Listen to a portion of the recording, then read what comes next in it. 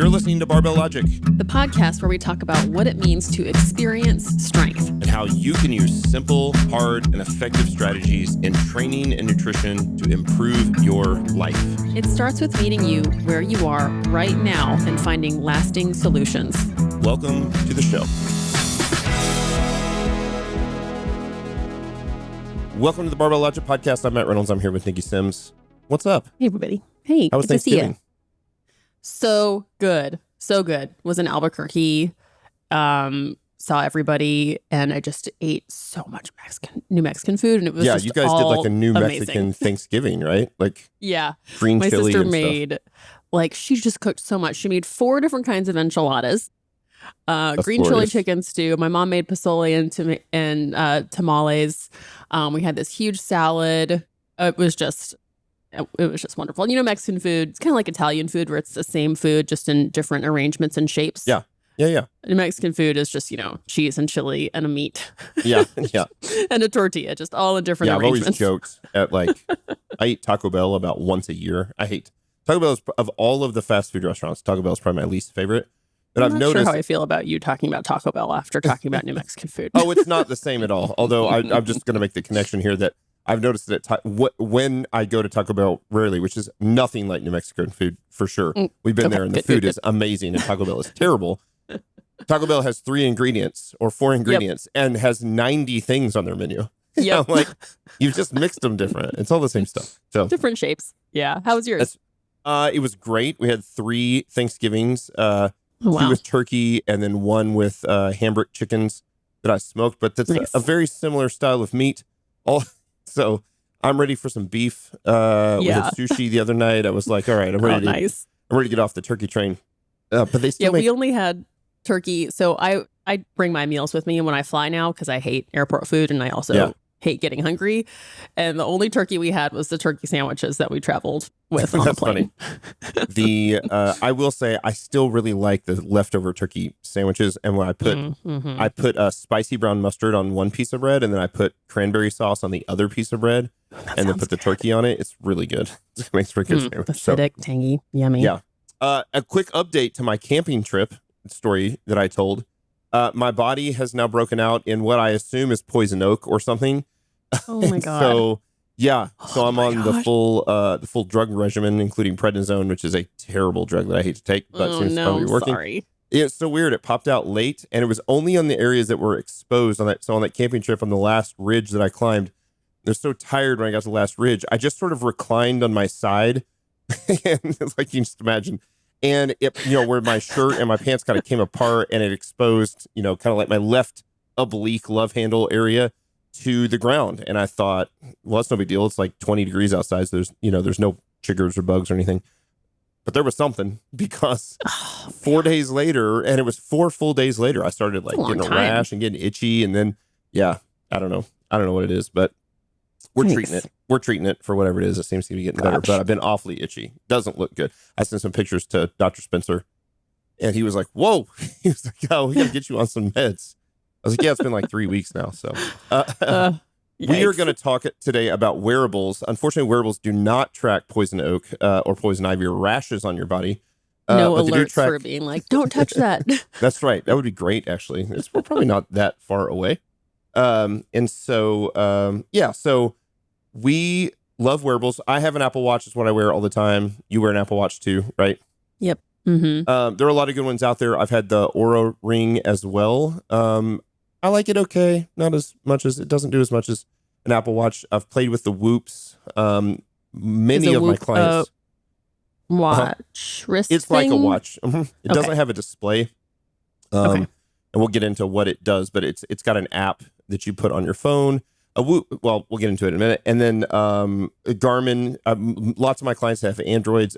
Most of my clients have Androids. Have Garmin's, and Garmin's run the gamut of how nice they can be. So there's some cheaper ones on the market that do less, and there's like some crazy intense ones that you have GPS on them and will track you. I don't know, that you can go scuba diving with and all sorts of things like that. And then, of course, I remember seeing them at REI and the huge. Yeah, they're just like the cargo shorts of watches. The cargo shorts of watches. And there's Samsungs and there's Fitbits would have been around for years, and Fitbit also has quite a few different types. And so most of what we want to talk about is why we like, in general, wearables, not specifically why one wearable is better. I will say Coop, I'll give a shout out to Coop at Garage Gym Reviews. They've done a lot of reviews of a lot of the wearables. I've even read all over those in preparation for this, just so I can make sure I can answer correct questions. Most track similar things. Yeah. And I wanted to talk today, both of us, about what we like to track, what we get out of our wearable beyond just a watch. Because I really don't use my Apple Watch as a watch itself. It's very rare that I look at it to see what time it is, except for at night when I'm sleeping. And then occasionally I'll look at it, I'll wake up and be like, I wonder what time it is. And I'll kind of touch it and it's got the night view on it. And so the big thing that I like about wearables when I switched into Apple Watch, I've had Apple Watch for years now, and I've really sort of tried to gamify my Apple Watch, is that you can set a ton of baselines for yourself and track those over time. And I think the first and most important point to make with the wearables is that, all of these are going to track steps, and they're going to, the Whoop doesn't actually track steps. They're going to track calories burned, and those numbers are probably not super accurate, right? So certainly like calories. If my Apple Watch tells me I burned 1,000 calories, did I actually burn 1,000 calories? Right. No. But yeah, that was my comment exactly. It's just like, don't rely on it for being, like an abacus or whatever. One calorie in, 1 calorie out, 1,000 steps, counting it step for step when you're actually walking. But it is probably fairly accurate to itself. And so if I know that on average it says that I'm burning 1,100 or 1,200 calories a day, and I know that I hit a day where I have 600 or a day where I do 2,000, I know that I've clearly done a little more, a little less work than I normally would do. And so that's really what it's about. It's about establishing the baselines. It's not really, I don't even think about it as calories. I actually almost think of it as like an activity score is the way I look at my calories on my Apple Watch. So it's constantly tracking activity. I use it during my workouts. I turn it on. Do you use your Apple Watch during your workouts? Do you turn it on and track? Sometimes I tend to forget, but my wrist straps mess with it, and I'm not super consistent about it. So actually, for those of you watching the video version of this on YouTube, I switched not too long ago to like an elastic wrist strap that I mostly wear. I've got nicer looking ones as well. I realize it's a wrist strap, not a wrist wrap. Oh, damn it, I know, right? Maybe it's a wrist wrap. It's an elastic thing. One of the biggest problems of the wearable on the wrist is that if you're going to bench or press and wear wrist wraps, it will interfere with the watch. And so you have to take the watch. I had a client who was benching and her watch called the emergency services while she was benching. Actually, it did that to me. I didn't even say this. On my camping trip, every time I would take my backpack off, my big heavy backpack, and leave it on the ground, and then I would throw it back on my back, it thought I had a big fall. It was like, it looks like you fell. Do we need to call emergency services? I was like, didn't fall. Every single time I put my backpack on. Amazing. It just rattled my body, I guess, so much. The other interesting thing is I have the decibel meter go off on my Apple Watch every time I'm in my hot tub. What? Because it's waterproof, and I don't know. It's like I put it under the water, and I don't know if it's the jets under the water that are loud. It's somehow it perceives that it's very loud, and I'm at a rock concert or something. It's like, you should protect your ears. I'm like, I'm in a hot tub. So that's sort of weird. That's sort of weird as well. Okay, so the first most important disclaimer for these wearables is that you can't really trust them for actual calories burned, for actual steps, for actual heart rate variability. I actually had a question for you about that. Okay. To see if it's the same for you. So when my boyfriend and I go on walks, we walk for the same amount of time. Yep. Together the entire time. And yet my boyfriend always walks farther than I do on his watch compared to mine. Yes. What's up Rachel, with that? I don't know. Rachel, I noticed that too. Well, let me ask you this. Do you leave your phones at home when you walk? Sometimes. Because I wonder sometimes. So, I think my guess is if you've got GPS location services where your watch can read those, it would read it as the same. And if you don't, and you leave your phone in the car or at home, and you don't have... We've done hikes where we've had our phone and our watches. Still does different? And still, yeah. Ours is pretty close. Sexist. Ours is pretty close. Yeah, it is weird. Interestingly enough, when Rachel and I walk, it typically has her hit her, like it dings at every mile. The first mile, it'll ding, and it's like 5 or 6 seconds before I hit it. she'll hit Yeah, it, ours and then are 5 or way 6 different. seconds. That's so weird. Yeah. So It's just to say, your gait. Yeah. proof that it is not accurate. Yeah, that's definitely true. Definitely true. Yeah, if you were, you wouldn't want to time it for doing a 5K or something, right? And accidentally only run 4 or run 6 or something in between. Yeah. So, but it probably is fairly accurate to itself for your gait and what you're doing. So you can compare. Yeah. And I think that's the biggest thing is that we don't want to compare ourselves to other people on this. We want to just use it as a baseline to see what our standard is. And so first off, yes, I use it in general for activity. I like to use it for activity. I'll pull it up right now. I'm wearing it all the time. Here we go. Pull this up. So I look at, it has my stand hours. It tracks how many hours of the day I stand, which on average is like 15, 16 hours. How many minutes per day I exercise, which it really is measuring, I think, only heart rate. There's a certain heart rate threshold that it hits, and it like, even so, certainly if I start to log a workout, an outdoor walk or a workout in the gym, it will log that as an exercise. But sometimes I think maybe I don't know, unloading groceries or something, and my heart rate goes up enough that it gives me 3 minutes of exercise there or something, because I'll notice that will track up.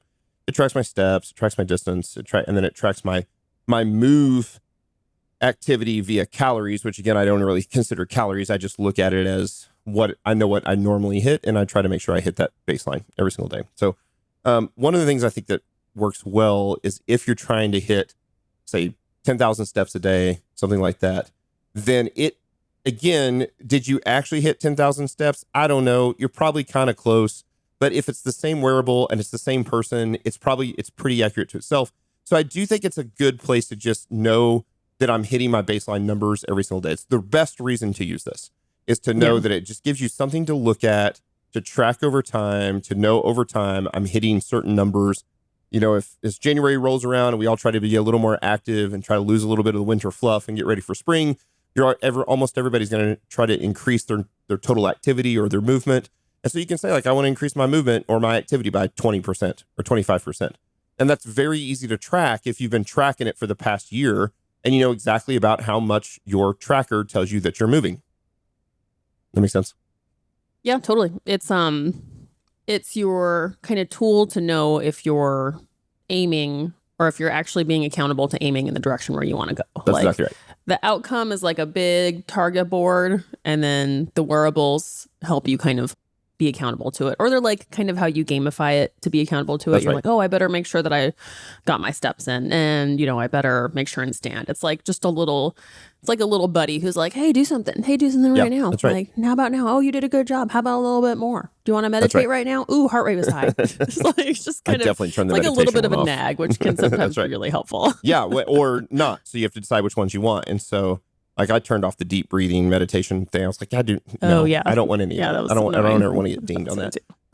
But I check my movement. I remember being in a meeting once and you were really stoked about, like, you were really hardcore getting your metrics in.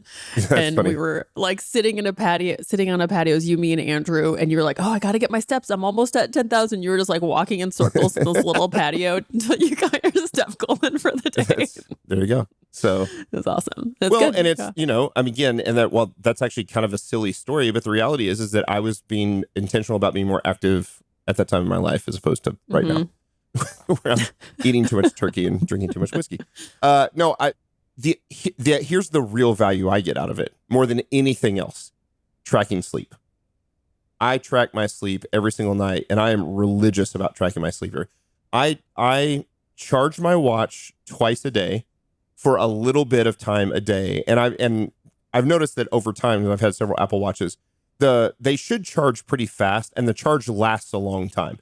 And when it stops doing that, it's time for a new watch. The battery will eventually go, it takes like longer to charge it, and then it dies faster. Right now, I can charge it when I'm in the shower. I don't take it in the shower. It works fine. I take it in the pool in the summertime. I take it in the hot tub, like I said. I take it in the ocean. I don't like it in the shower because I don't want it soapy. That seems kind of, I don't know. Not interested in getting it soapy and stuff. So it's a good time to charge it while I'm in the shower, getting ready in the morning. And then I charge it usually for about a half an hour before I sleep at night. So I'm in bed usually for a half an hour or so before I sleep. So I put it on the charger, I read, I calm down, and then I take it off the charger and put it on my wrist. And then it's fully charged for sleeping that night. And then we use a sleep app. Is it called just sleep app? Is that what I call it? Auto Sleep. Auto Sleep. There we go. We use Auto Sleep, which I think is like $5. We don't have a connection with these guys at all, but it does a really good job. And most of the trackers have some sort of sleep app that's attached. iPhones actually have one, but the Auto Sleep is a better one. Oura Ring comes with its own. I am yet to find one I like better than Auto Sleep. Again, it's like a $5 one-time used charge. to it at this point, yeah. Used to it, and there are two primary inputs that Auto Sleep uses. It's heart rate and movement. And so it looks at the combination of your heart rate and your movement, and it actually is on, I don't know, it establishes a baseline for you. So it's not super accurate the first week or so that you use it. You've got to kind of hone in on its accuracy. It doesn't know what your normal resting heart rate would be. And so if your resting heart rate's higher than normal, it's going to be like you didn't sleep very deep. Or if it's like you and you hit like 29 beats a minute sometimes when you sleep, it's like, are you dying? And so, but eventually it kind of will often figure out that what your resting heart rate is. And so it looks at your heart rate and how much you move at night to tell you, one, how much sleep you get. And it's really, for me, it's really accurate. It knows exactly when I fell asleep and exactly when I wake up. It knows when I wake up and go to the bathroom in the middle of the night. And it tells me how much total sleep I got, how much quality sleep I got, how much deep sleep I got, and what my average sleeping rate was, which is not my actual resting. It's not it's not the bottom number. It's what the average was during the sleep. And then it can spit out this data and tell me how much I've slept. And so I use it quite a bit. I mean, I use it every day. It's the first thing I look at when I wake up. I do count a lot of times. Sometimes I wake up at like 3:30 in the morning more often than I want to. And I think to myself, what time did I go to sleep? And I count on my fingers like, okay, I've had 6.5 hours sleep. I really should go back to sleep for another hour, or should I get up? Or if it's 3:30 and I've only had 5 hours or 5.5 hours sleep, I'm like, I definitely have to try to go back to sleep. So I'll use that.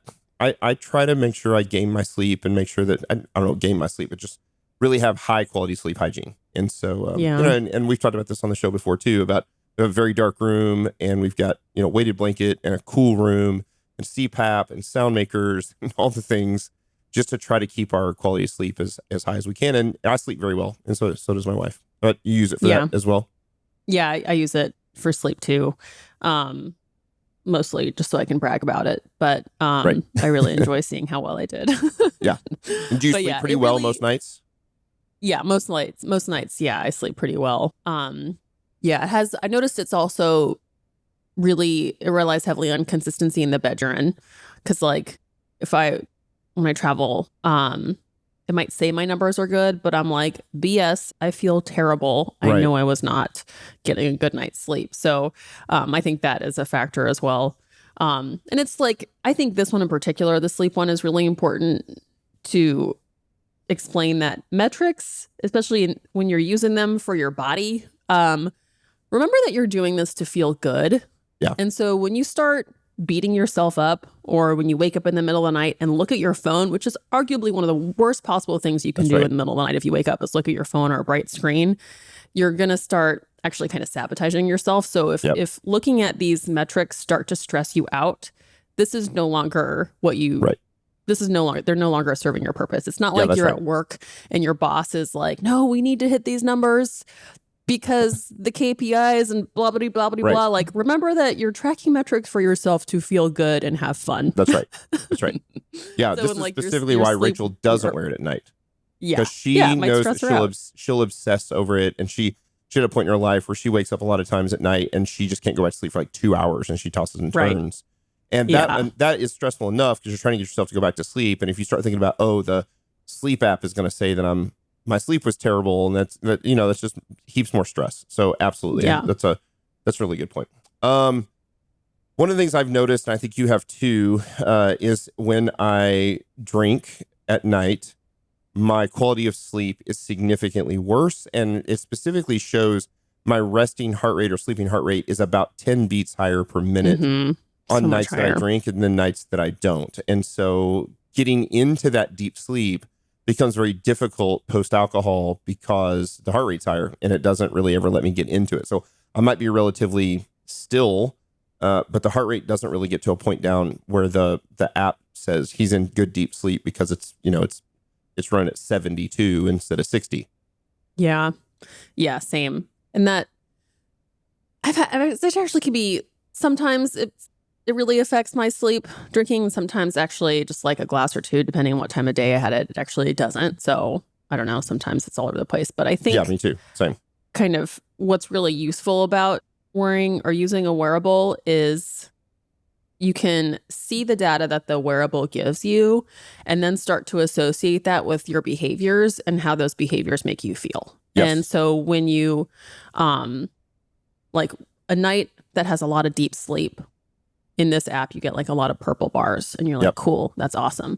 And for me, that means, without looking at my app or anything, I didn't wake up very much and I dreamt a lot.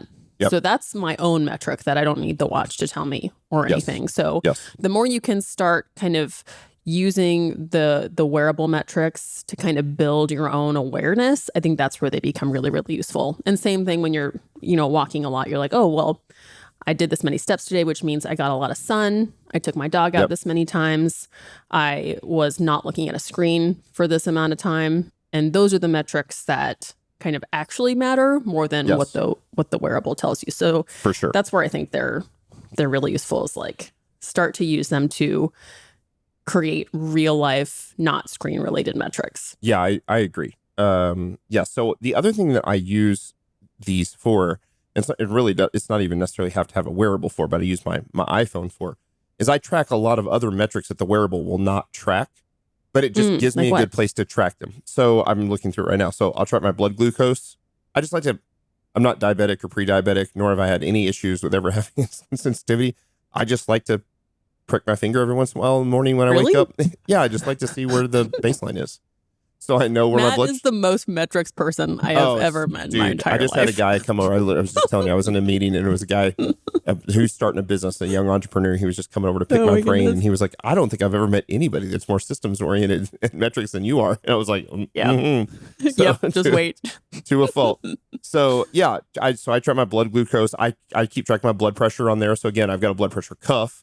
I check my blood pressure a lot of times, several mornings a week, and then I just put it in there so I can see what and if at some point I can see over time it's going up or going down.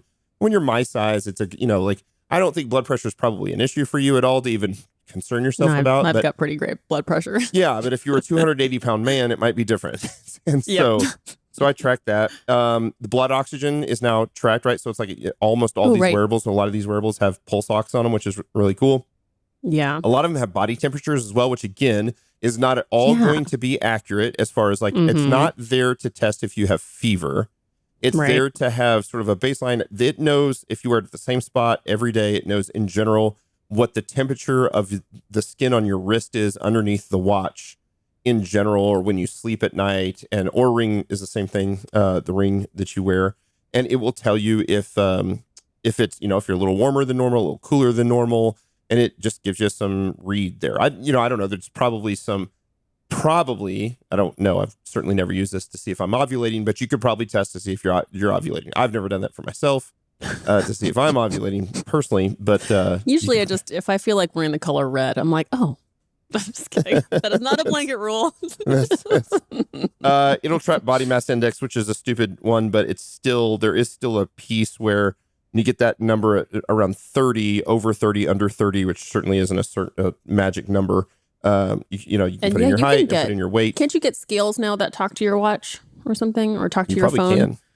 Yeah. I'm sure you can.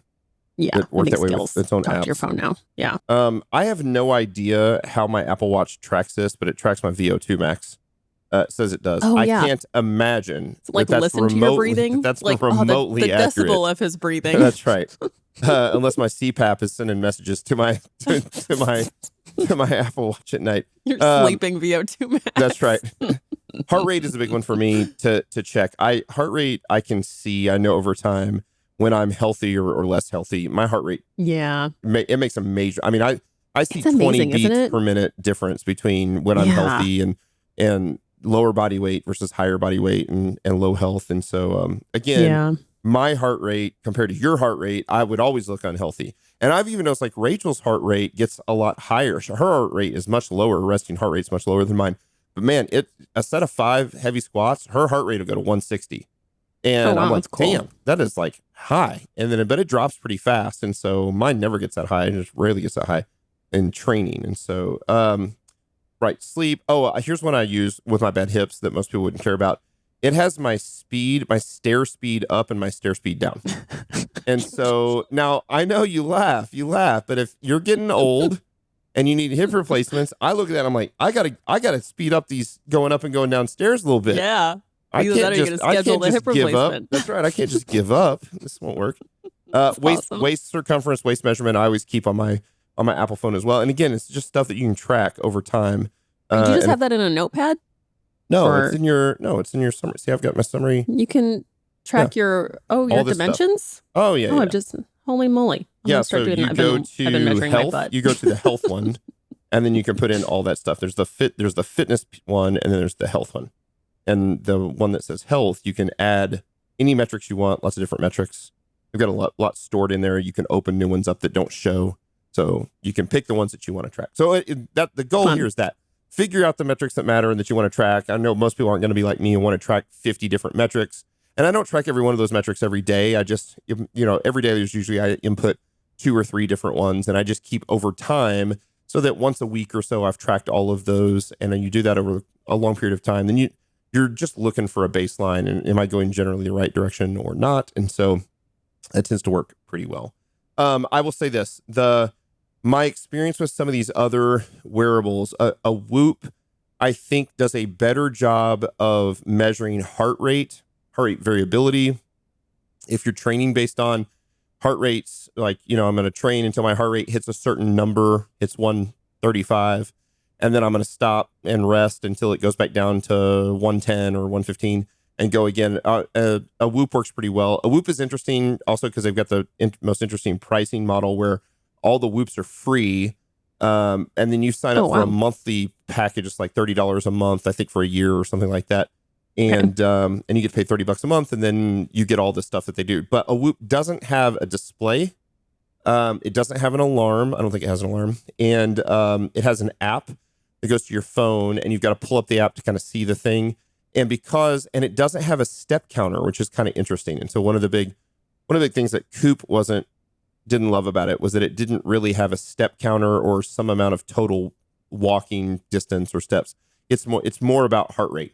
And then it will spit out. So the next piece of this, not just the Whoop, but the Apple Watch will as well. The Auto Sleep will do this as well. It'll give you a recovery score. So you can wake up the next morning. It knows kind of what you did the day before, how much you drank, how much you slept. It'll give you a recovery score. And I'm very leery about recovery scores. I do not use these very much. That doesn't seem like an exact science at all. Well, and it may be even relatively accurate to itself for you. But again, this is where I would draw the line. I cannot sleep great the night before.